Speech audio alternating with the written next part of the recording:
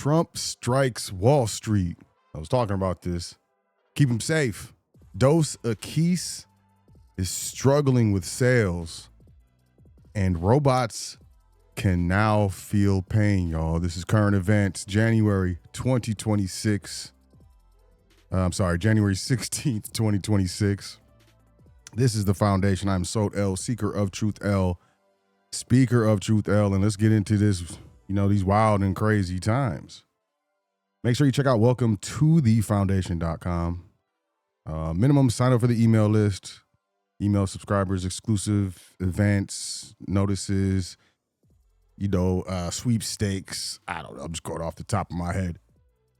But we do articles, things that aren't, necessarily discussed on the platform, but we will be expanding the platform. We got a special guest coming up for, I don't know if it's the next episode of the foundation or if it's going to be the episode after that, but I'm really looking forward to this guest. But keeping in line and not digressing too far, let's jump over here. We got the foundation trustee training. We are still extending the offer.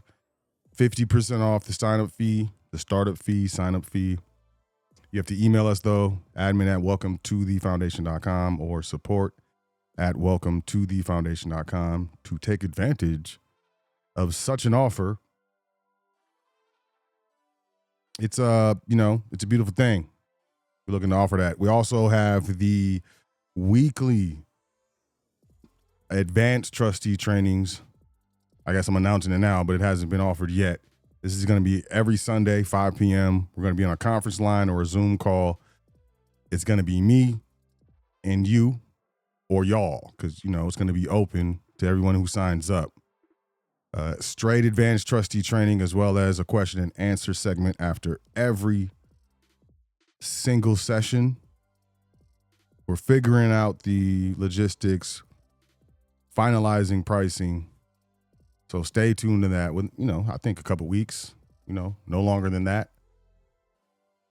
If you're interested, we will have an early sign up.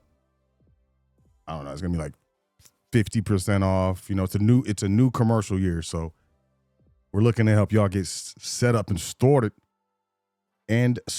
straight. Started, sorted, set up.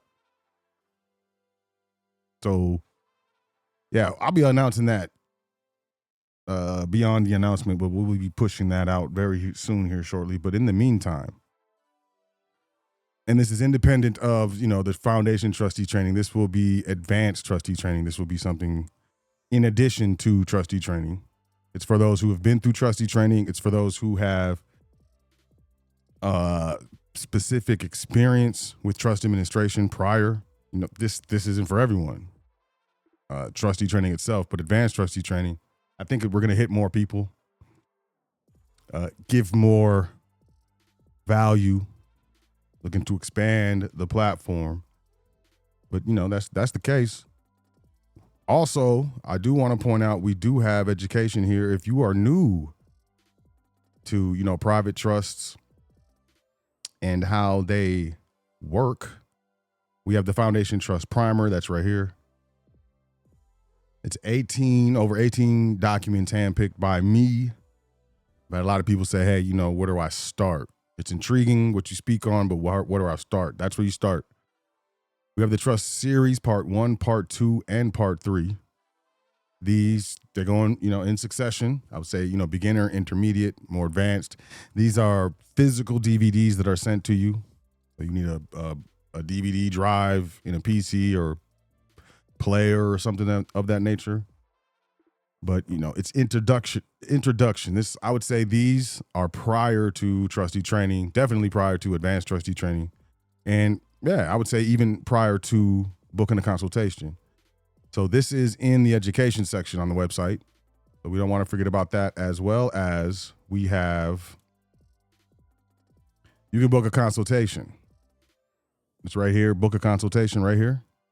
Just go ahead, throw your name in there, your email, move forward to the next step. $55 for an hour. We generally go over. It's rare where it's just been an hour, and that's always been because, hey, I answered all their questions.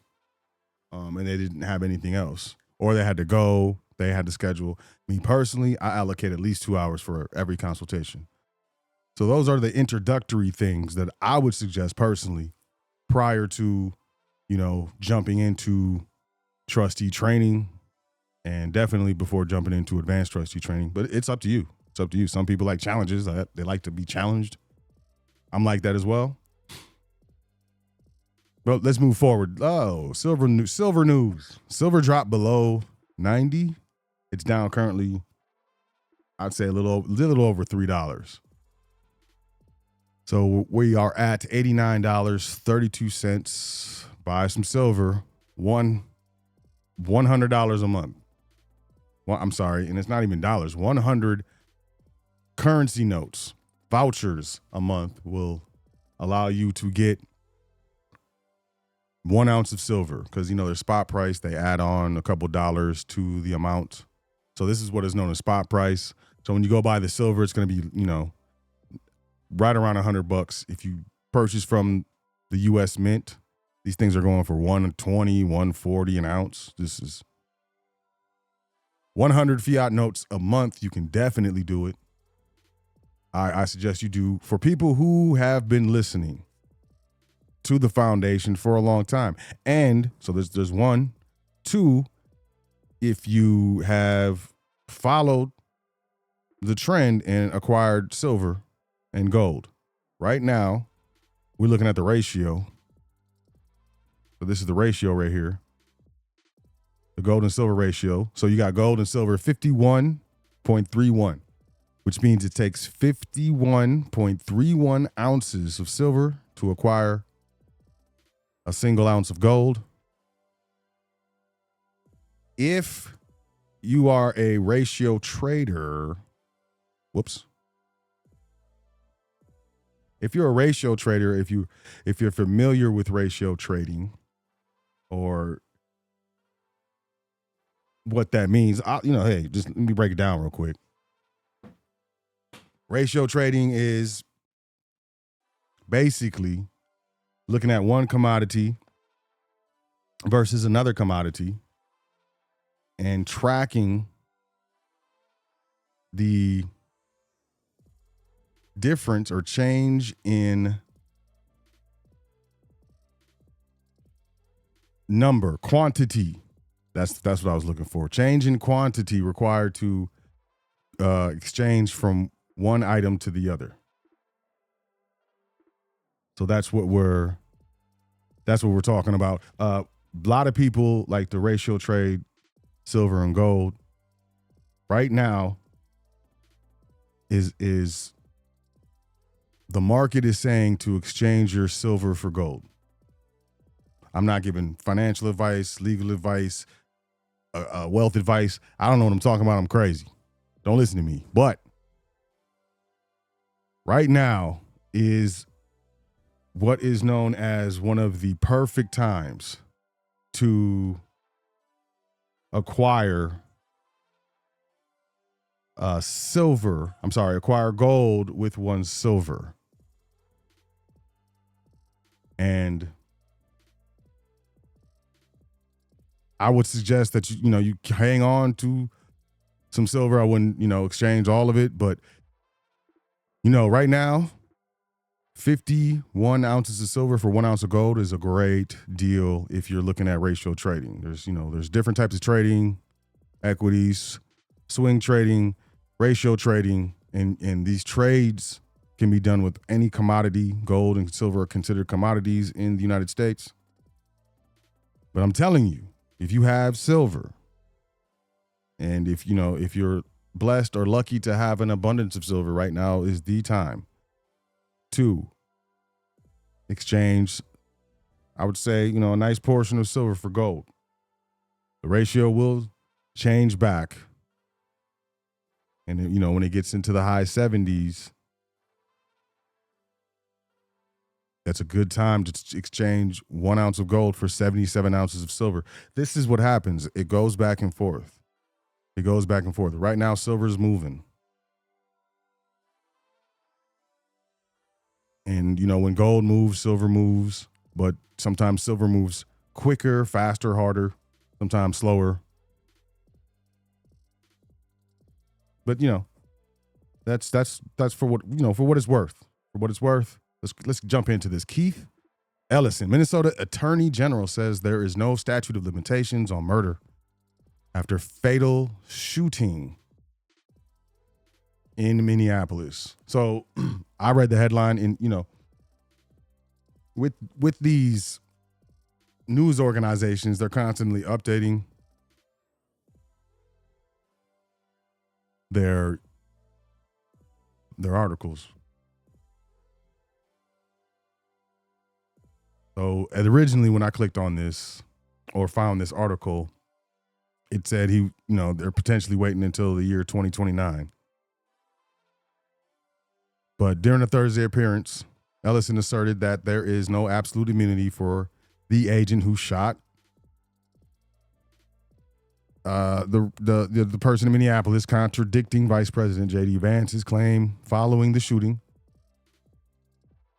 Quote, "For anyone watching your show, Jim, there is no absolute immunity. It's untrue, and there is no statute of limitations on, getting someone out of here, by the way. And that's something that they should keep in mind because they're not always going to be in power, and we will make the justice system operate on the basis of fairness, justice, and truth one day again." So I think this is an insinuation of,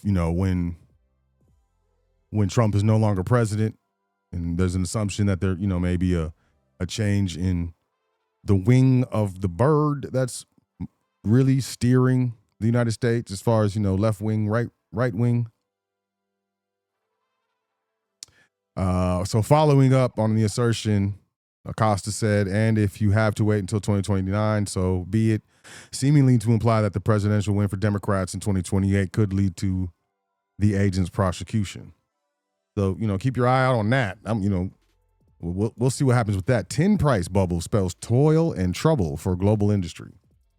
Tin, we're talking about gold, silver, platinum, palladium, rhodium, copper, tin. The tin market has kicked off a new year in explosive form, prices racing to all-time nominal highs on both the London and Shanghai markets. The rally is unreasonable, according to state-backed China Non-Ferrous Metals Industry Association, CNMIA. It warned all parties last month to avoid blindly following the trend. The volume of trading on the Shanghai Futures Exchange tin contract exceeded 1 million metric tons. That's more than twice the world's annual physical usage. Tin is clearly in a speculative bubble, which will burst just as soon as the trend turns, but the mismatch between the size of the physical market and investment interest foreshadows more volatility ahead. And this is the sentiment with silver. Definitely. Silver is in a supply deficit and has been for multiple years, consistently, consecutively, in a row. And as, we look into other, what we call base metals, which was, I think tin is part of a base metal. I don't know, though. What do I know? I'm crazy. But when you look at other base metals, you have the United States Congress no longer or passing legislation that disallows the minting of pennies. So there's definitely, I would say, an essential element, as well as essential minerals and metals issue that's coming to the forefront on the global scale. Let's move forward. Trump affordability pledge strikes directly at the heart of Wall Street's profit engine. Oh, they tried to play us. We're not played. President Donald Trump's proposal for a 1-year 10% cap on credit card interest rates has struck a chord in debates about affordability and set up a potential clash with Wall Street. Quote, "An interest rate cap would restrict access to credit to those who need it the most, and frankly would have a deleterious, I tried 3 times, impact on the economy." I've never seen that word before. Mark Manson, the chief financial officer of Citigroup, said on a call with reporters Wednesday. So if you cap interest rates, It'll restrict access to credit to those who need it the most. How does that make fundamental logical wow. Freudian slip. Sense. How does that make sense? I don't know. I have no clue. But, these people will say it. I believe an interest rate cap benefits the consumer, which correlates to a detriment to the alleged creditor.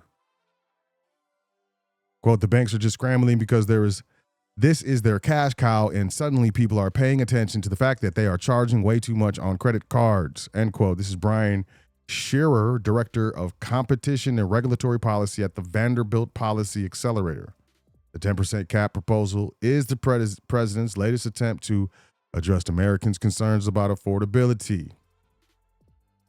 Corporations, Wall Street, you can't buy single-family homes. Wall Street, you got to cap your rates on consumer credit cards. Those two things I welcome. Definitely welcome. But, you guys make sure this guy's okay. Make sure he's safe because he's pulling cards. Emergency intervention. Trump to cap residential electric bills by forcing tech giants to pay for soaring power costs. He's going against the tech giants, the banks, the corporations, or is this all theater? That's a good question. Back in August, when the American population was just waking up to the dire consequences the exponentially growing army of data centers spawned across the country was having on residential electricity bills, we said that the chart of U.S. CPI would soon become the most popular, not in a good way, chart in the financial realm. So,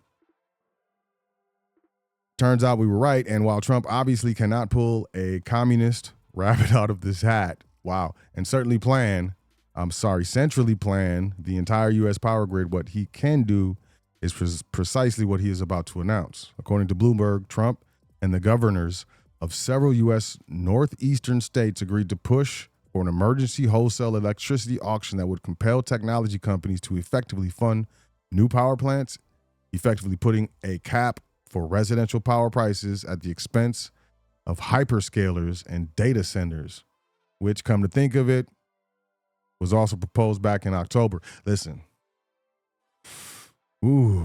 this is a shakeup. Health Department to launch study on cell phone radiation. It's 2026.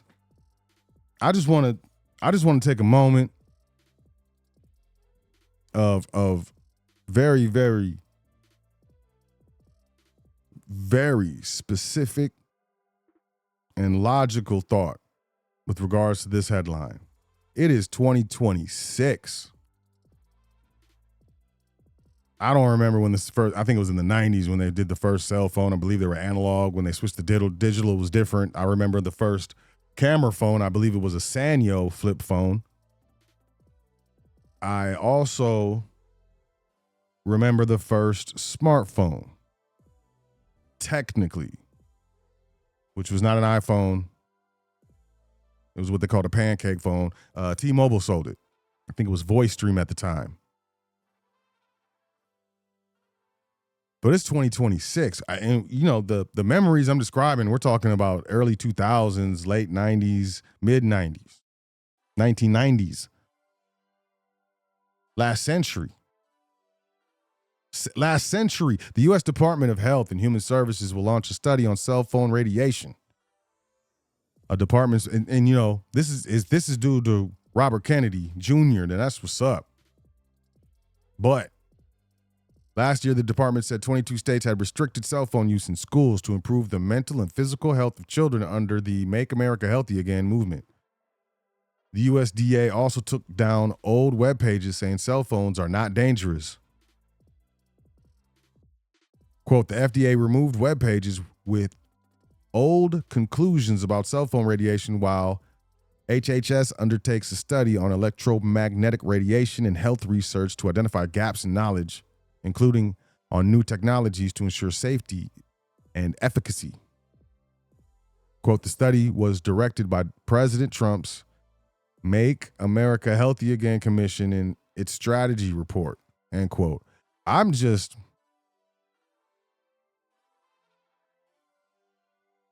this is, y'all, you guys understand where I'm coming from, right? It is 2026, which would imply the U.S. Department of Health and Human Services will launch a study on cell phone radiation, which implies this is the first one. It doesn't say the U.S. Department of Health and Human Services will launch another study on cell phone radiation, an additional study on cell phone radiation. And I'm sure there's been studies on cell phone radiation, but by what organizations? By what agencies?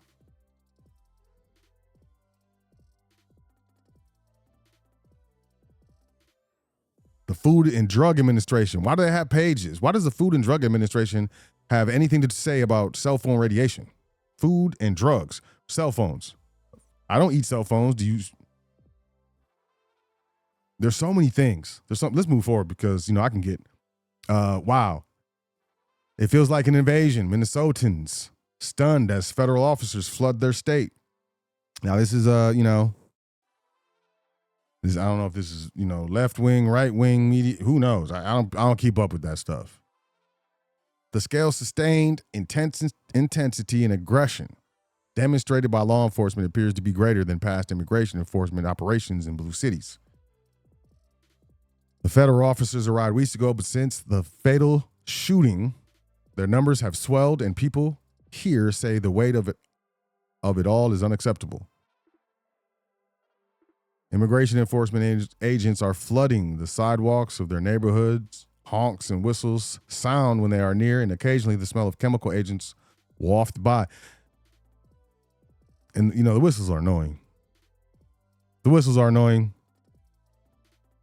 I'm not saying anything about the movement one way or another. I'm just saying, when you're watching a video and you're trying to, and just in the, I don't notice it at first, but then after like 20 minutes or something, I realize that I'm really annoyed and I have a mild headache. It's because of the whistles, man. That's just me personally. That's me personally. I'm just sharing the news, attempting to remain as unbiased as possible. More than 24 residents who spoke with NBC News described officers in unmarked cars idling on neighborhood streets and agents going door to door. Federal agents are seen inside of stores and in retail parking lots, including at the Target in Richfield, south of Minneapolis. And this was the day after of, that incident. The blah, blah. Residents, videos of violent arrests are proliferating on social media, including one of a woman dragged from her car. Some videos provided to NBC News by activists show officers smashing car windows or spraying chemicals point blank into the faces of residents. Okay, so look. There's always two sides to a story. I suggest that, you do your best to find as many sources on the ground as you can on YouTube and different streaming platforms. Because, the tone and tenor of, this article, I take issue with. Small Minneapolis businesses hit hard by crackdown. ICE. Corporations stay silent. Up and down Lake Street in the heavily Latino area of South Minneapolis, numerous mom and pop restaurants have hung up signs that say no ICE, referring to U.S. immigrations and customs enforcement officials who have been conducting frequent raids in the area. The federal actions have also prompted thousands in the streets to protest after ICE agents, blah, blah, the woman, the lady. That stuff doesn't need to happen. By contrast, large corporations in Minneapolis have been much less vocal about the effects of immigration enforcement on the city, known as both a bastion of progressive politics, in the U.S. Midwest and a robust corporate employer. 17 Fortune 500 companies are based in Minnesota, including Target, United Health, General Mills, Best Buy, 3M. Reuters reached out to those companies as well as Minnesota-based corporations Best Buy, Hormel, Land O'Lakes, agricultural giant Cargill, and industrial conglomerate 3M. None would speak on the record on the guidance they have given to employees. Their websites also have not addressed the current federal actions or unrest in the city. It stands in contrast with how companies responded in 2020 after George Floyd. That spurred nationwide anger. Many companies, including United Health and General Mills, spoke out in support of Floyd or his family after his blah blah, the sadness. Their silence, according to Bill George, a Minneapolis-based former executive and current Harvard Business School fellow, is a mistake. Quote, a lot of them are very silent, and I think it's not a good time to be silent.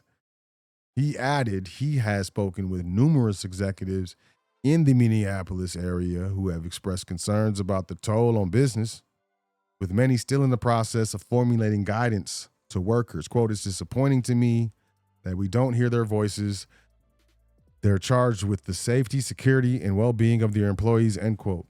I don't know. Our protesters storming the 3M campus, there's a lot of piggybacking that's happening, just like, with the BLM movement and the George Floyd dance. A lot of piggybacking, a lot of ad hocing, a lot of coattailing, and a lot of finger pointing, and a lot of distorted perceptions. And this is just my opinion. Who am I? I'm not a political analyst. I'm just a guy, weirdo guy sitting over here in the chair talking to a mic, you know what I mean? But, the divisiveness of the reporting and, just the proliferation of artificial intelligence in these videos and just, it's sad. It's sad.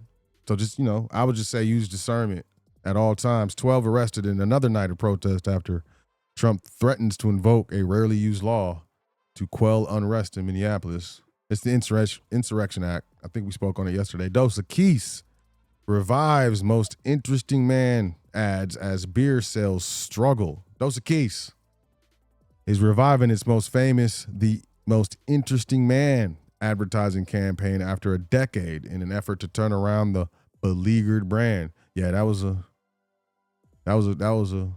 cool dude. That actor. Sales of the Heineken-owned Mexican lager dropped last year, mirroring a broader industry decline as drinkers consume less beer. Executives hope the once popular campaign will reignite interest in the nearly 130-year-old brand. Quote, the beer category as a whole has had a tough time. We have high hopes that this will spark sales. The campaign first premiered 20 years ago and became a pop culture sensation. The ad inspired parodies on Saturday Night Live, speech impediment, and made the actor Jonathan Goldsmith a recognizable face. He's returning to the role in a 60-second ad that debuts Monday during the college football championship on ESPN. Dos Equis could use the attention. For the full year of 2025, retail sales dropped 8%, far worse than its competitors Modelo and Corona, which both slipped 2%, according to NIQ. Data provided to CNN from, I'm just calling him Bumpy Williams. From Bumpy Williams is what they learned from Bumpy Williams. The Mexican import is also dealing with the repercussions of President Donald Trump's immigration crackdown. Many Latino consumers, both legal and undocumented, are fearful of going out to stores or holding big celebrations. The sales drop is also affecting rival Corona. I don't know. You can Uber or Lyft. Can't you Uber Eats alcohol? I swear I saw a video where the delivery driver was trying to keep the liquor or something, and then the guy forcibly removed it from her possession. Americans are paying more than ever for cars. Cheap models are disappearing. I was watching Joe Rogan. He was talking to John Mellencamp, John Cougar Mellencamp. I know the name. I'm not very familiar with the music. I couldn't name you one record I'm serious, but I know the name. So I was checking it out a little bit, and the guy said that his dad bought a house for 30 grand. And I don't know how old the guy is, which would imply, I'm sure this is probably a while ago, 60s, maybe 50s, I don't know.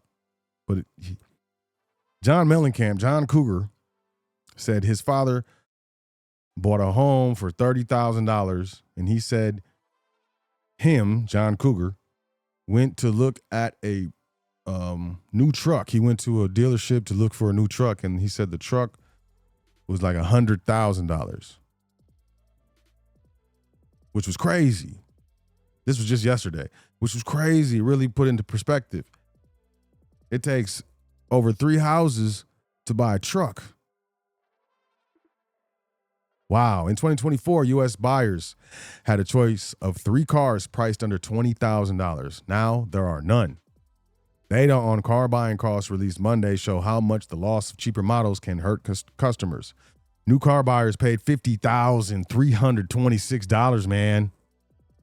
On average in December, man. $50,000, man. A record high according to estimates from Kelley Blue Book, which is a scam. I'm just to tell y'all, this is my personal opinion, whatever. Kelley Blue Book is a scam. How you going to force depreciation on other people's items? Private property, man. For the market?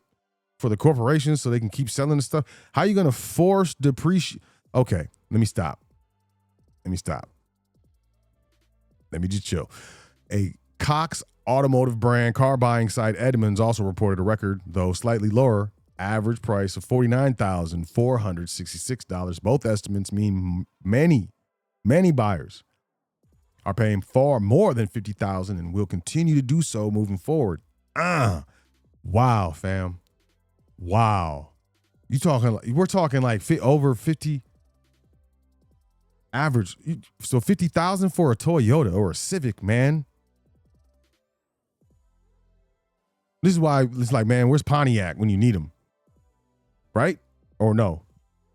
No? The most recent casualty was the Nissan Versa, which first went on sale nearly 20 years ago with a starting price of $12,550. Nissan ended the production of the Versa in December. Look, the lack of low-priced options could put owning a car out of reach for many people. Another example of an affordability crisis that squeezed Americans. You can't get a car. You can't get a house. This whole, remember, and we talked about it on here on the foundation. World Economic Forum, Klaus Schwab, you will own nothing, be happy. That whole campaign they did, man, it was a crazy time after the panorama. It was crazy that was 6 years ago now. Wow. Time flies. $50,000 for a Civic, man. How much for the Civic? Oh, no, I don't want the plastic rims. Let me get the, what? Dang. You can't afford a house. You can't afford a car. I saw a $1,200 bicycle the other day. Concerns about car affordability have pervaded the market since the panorama when prices rose due to supply chain constraints. And I hope none of y'all bought a car or truck or SUV that was produced during the lockdowns. Oof. Lots of recalls, man. Y'all remember them recalls? Elon Musk's X down for tens of thousands of users globally. Down detector. Remember yesterday we was talking about the Chinese hackers? What the FBI said? Did you look? Did you do a search for when the FBI said that we should be using encrypted apps? Did you find that? That was the homework from yesterday. It was undisclosed homework. We're going to see more and more of this. From pipelines to trains to hospitals to websites, services, global, as well as regional, local, national. There were more than 41,000 reports of issues with social media platform as of 10. That's wild. With the social media platform as of 10:35 a.m. according to Down Detector, which tracks outages by collating status reports from a number of sources. User in the UK reported around 8,000 incidents and over 8,000 incidents and 2,400 issues. I almost inflated the numbers. Like the U.S. government, the actual number of affected users may differ from what is shown on the platform as the reports are submitted by users. So Verizon, now we got X, formerly Twitter. What we got? Underwater auto trade-ins reach record highs. Oh, I wonder why. If you're paying $50,000 for a Toyota Celica, they don't even make those anymore. You can't even get a Celica brand new. They got those Camrys. Those things are everywhere, right? A record number of automobile owners are carrying negative equity of 10,000 to more than 15,000 into trade-ins on new vehicles. Yo, so you're buying a $50,000 car and you got negative equity in your previous whip. So instead of your car being $50,000, it's actually $65,000 with tax, title, and insurance, baby. In the fourth quarter of 2025, a record high of 27% of vehicle trade-ins involved negative equity of at least 10,000 fiat notes. Edmunds reported on January 15th, just more than 17% of trade-ins involved loans with 10,000 to 15,000 of negative equity, while 9.2% of trade-ins had loan balances exceeding $15,000. So you just want to get something, you ain't even paid off the old thing. This is a problem. Negative equity on auto loans is commonly referred to as being upside down or underwater, a situation where the vehicle is worth less than what's currently owed on the loan. And you got what is it? Inflation, devaluation of currencies on top of interest rates. Yeah, that happens pretty easily. Nearly 30% of all vehicles traded in during the fourth quarter of last year carried some amount of negative equity. It's the highest amount of underwater loans on record since the first quarter of 2021, when nearly 32% of trade-ins carried negative equity. The average negative equity of $7,214 that was rolled over into new auto loans in the fourth quarter was the highest amount ever recorded. Quote, rolling debt forward may offer short-term relief, but it often leaves buyers with higher payments and fewer options the next time they're in the market. End quote. This is Drury. Ivan Drury, Director of Insights at Edmunds. I don't know what. Look, do what I say, not what I do. What does the U.S. government do with the national debt? What has it done for years and years and years? Has it not rolled it over, refinanced it, and increased the national debt? While approval rates increase, the slight decline in down payments combined with longer loan terms may indicate stretched affordability. If you can't afford it,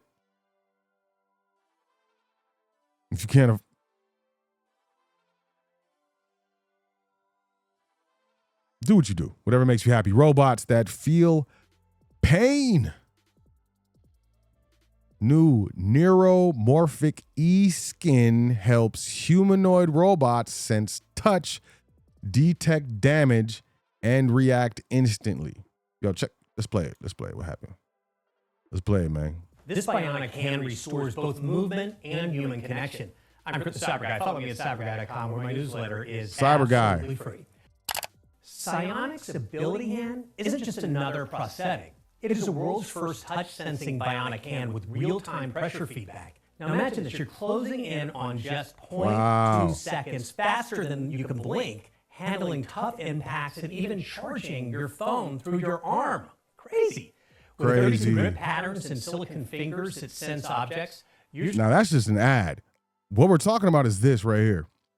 That's crazy though. I mean, and that's great for people who have lost their limbs. It's amazing that the technology that's available right now. But look at this. Look at this. Scientists at the Chinese Academy of Sciences and collaborating universities are tackling this challenge with neuromorphic robotic e-skin. E-skin. You want some e-skin? Also known as NRE skin. Instead of acting like a simple pressure pad, the skin works more like a human nervous system. Traditional robot skins can tell when they are touched. They cannot tell whether that touch is harmful. The new e-skin can do both. That difference changes everything. Wow.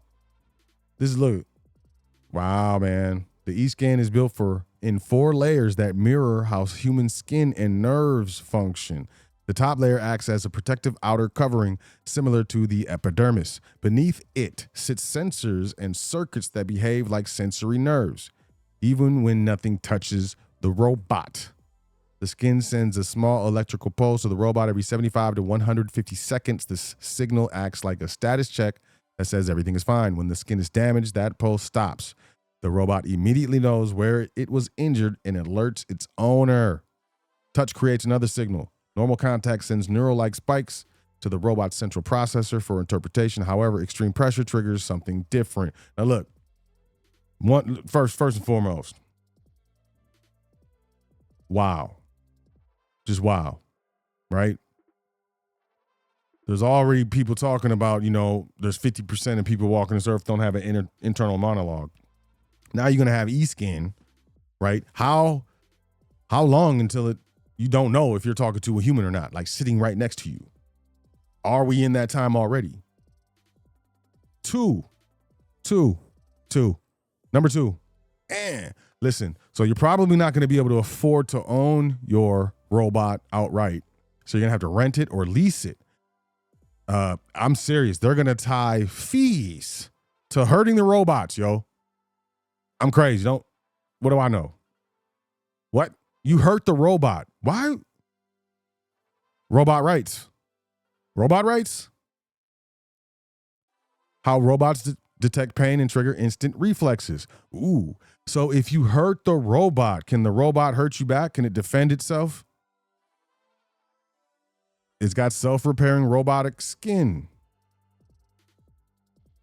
Future service robots will need to work close to people. They will assist patients, help older adults, and operate safely in crowded spaces. A sense of touch that includes pain and injury detection makes robots more aware and more trustworthy. It also reduces the risk of accidents caused by delayed reactions or sensor overload. The research team says their neural-inspired design improves robotic touch, safety, and intuitive human-robot interaction. It is a key step toward robots that behave less like machines and more like responsive partners. Listen, y'all. They're making bodies, robots with the skin, in the face, in the eyes and stuff, man, with the strength and the self-repairingness. They're making bodies and they're making minds, i.e., artificial intelligence. I'm telling you, Elon Musk is going to put Grok in one of his Tesla robots if he hasn't already. This dude thinks he's Iron Man. Iron Man had his own robots. I'm crazy. Don't listen to me, man. This dude has artificial intelligence and he has Tesla robots. I don't know. Y'all tell me what you think. That's it for current events. Y'all have a great day. Enjoy yourself. Take care of yourself. Make sure you say 10 things that you're thankful for before you go to sleep tonight and every night. It's very important. And I'll catch y'all next week. Have a great weekend, y'all. Peace.